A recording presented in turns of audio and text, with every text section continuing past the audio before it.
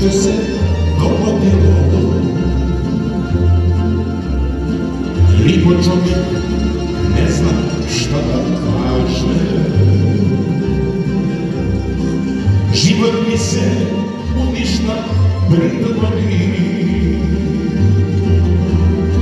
poput neke odmorne parce, a ugledem čilaša i prošetam svi usnovi knjiga.